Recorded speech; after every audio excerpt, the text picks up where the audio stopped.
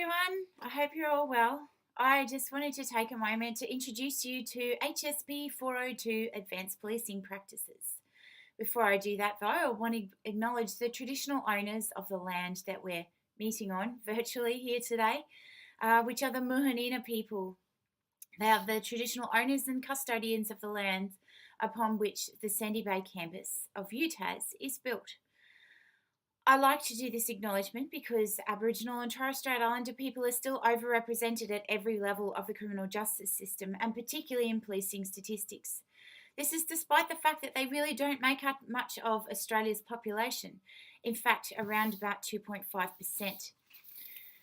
They are massively over-policed and massively over-incarcerated across Australia, and some people have called this a national emergency. Yet we still have very limited recognition of this notion as an emergency in terms of the government and the government actions and so forth. So I wanted to start today by talking to you about the unit and what the unit is all about so that you can understand it a little bit better. I wanted to start by just telling you a little bit about me and my availabilities and how to get in touch. Now, because we are not face-to-face and none of my other units are face-to-face, I don't have set consultation times, which means there's no set time that I'm sitting in my office. This is also because I travel back and forward to Melbourne a lot to run Victoria Police residentials there as well. So if you want to get in touch with me, my email is definitely the best option.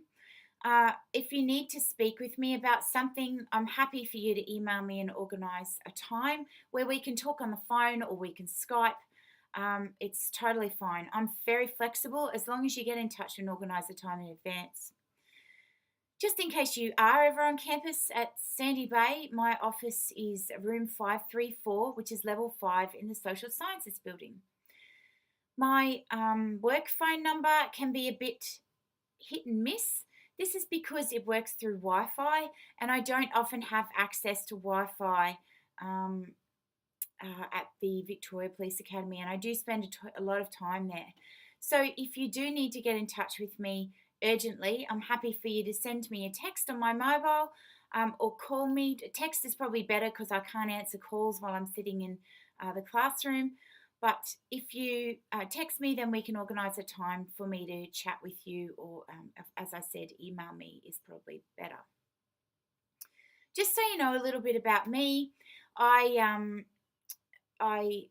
do heaps of teaching across 2 states. I do heaps of research as well, looking at LGBTI folks and policing and young people in policing. And if you want to know more about me, then there's a link there on the slides that I'm using to record this presentation where you can learn more about my research and the work that I do in teaching. Other than that, outside of work, I absolutely love punk music and I go to a lot of gigs. I really enjoy riding dirt bikes and hanging out with my kids and doing research. Research is definitely something I love the best. So what are we studying in this unit? Well, we're studying critical incidents and emergencies and the ways in which police work with folks to manage those incidents. So we're looking at how they're, quite dynamic, and the operational commanders need to develop and adapt response plans as incidents and emergencies unfold over time. Police leaders, of course, are responsible for commanding those incidents and emergencies. And you're responsible for understanding the relevant legislation and policies that help you to do those types of police work. So we try and engage you in this unit with making higher order decision-making skills and capabilities so that you can actually do that type of work in an increasingly complex social, cultural and economic environment. Most importantly, police work collaboratively with a whole range of stakeholders and agencies to try and make the work that they do around critical incidents. So we have a fairly generic online teaching approach. You'll find that there's quite a few learning activities on the Milo site for you, and this will help you to develop your knowledge. There's also a range of readings that you can do, but these are sort of platform readings. They're not readings that are going to specifically help you address the, certain scenario that you've got. They're good as a baseline, and then you can sort of branch out from there to find more specific materials that you need for your specific assessment. I've also got a whole bunch of core skills activities online. Now, if you've written essays before, then you might not need to go and look at those materials. But if you want to brush up to understand how to do referencing or how to write an essay, then I've got those materials up online for you. I've also recorded mini lectures about each assessment, including example paragraphs from example assignments, which are also on the Milo site for you, so that you can see how best to approach these tasks. So once you've worked through the online activities, including your readings, then you complete the assessment and you complete other activities and assessment at the Police Academy block days. So the resources that you've got for this particular unit, the Milo site, obviously, that you hopefully know how to find now because you'll be looking at this. We've got announcements. Keep an eye on these because I use them constantly. And if something's really urgent, I will actually send you an email. We've also got lecture slides like the ones that I'm using to record this presentation, and a whole range of different YouTube videos that introduce the unit, that discuss assessment, and that focus on core skills that you'll need or that will be helpful for you to do the unit. Finally, we've got a whole bunch of readings. Now, I don't have a readings list that's hosted through the university library. I have embedded all of the readings into the different activities that you'll be doing. So how does this unit work? It slots into your Police Academy block studies. You start with your scenario response essay, then you attend your Police Academy block, and we talk about the assessment in more detail and complete other Police Academy based assignments. After that, you complete your critical analysis of police response as either an essay or alternatively as an audio recording and PowerPoint. So, in terms of assessment, there's 4 items of assessment in total. We've got UTAS as submitted assessment, which is assessment task 1, the scenario response essay, and then we've got assessment task 4, the critical analysis of police response. And I'll go through these in more detail for you in the videos online. You've also then got the Police Academy block submitted assessment, which is assessment task 2, which is your desktop and your hypothetical. And you've got your critical incident management assignment task, which is assessment task 3. So the first UTAS submitted assignment that you've got is the scenario response essay. There's a whole video up online on the Milo site for you about this, as there is about the second assessment too.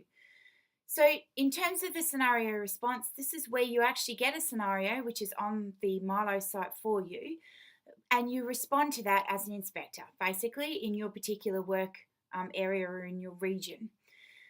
So you need to submit this and develop it as an essay. You apply key emergency management documentation, discuss strategic considerations, decisions, actions, as well as the tactical management of the problem.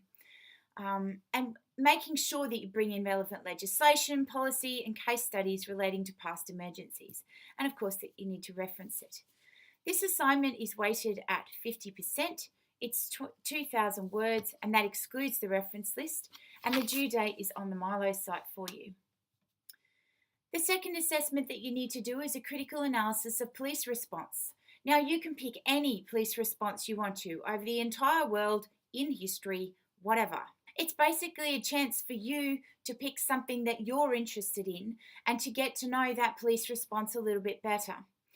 Now, you have to do a bit of a critical analysis of this in terms of what went right, what went wrong, and what learnings you can take forward into the future. Again, the due date's on the Milo site for you, and you've actually got a choice about how you present this. So you can do it as an essay if you prefer to do that, or you can do it as an audio recorded PowerPoint presentation where you just have notes on the slides. It's totally up to you.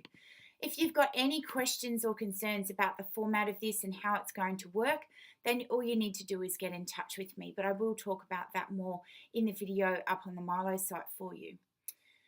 So if you're doing an audio recorded presentation, it's about 15 minutes, approximately 10 slides, and that excludes your reference list, and you can put your reference list into your final slide in your presentation. If you opt for the essay, then it's about 1,500 words. Again, that excludes your reference list, so you haven't got a huge amount of space to do this in. And it's weighted at 50%. That summarises my overall introduction to this unit. I hope that was helpful for you. If you've got any questions, please don't hesitate to get in touch via email, and I look forward to chatting with you all again really soon. Take care. See you later.